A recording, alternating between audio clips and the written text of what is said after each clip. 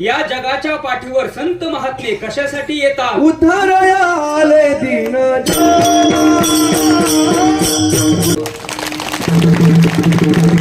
उद्धारया आले दीन जना ब्रह्ममूर्ती संत जगी अवतरले. संत महात्म्यांचा अवतार असतो बर का.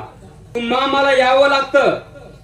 संत महात्मे येत असतात आणि भगवंताला आणावं लागतं. हे तीन प्रारब्ध प्रामुख्याने सांगितले जातात. कोणते कोणते?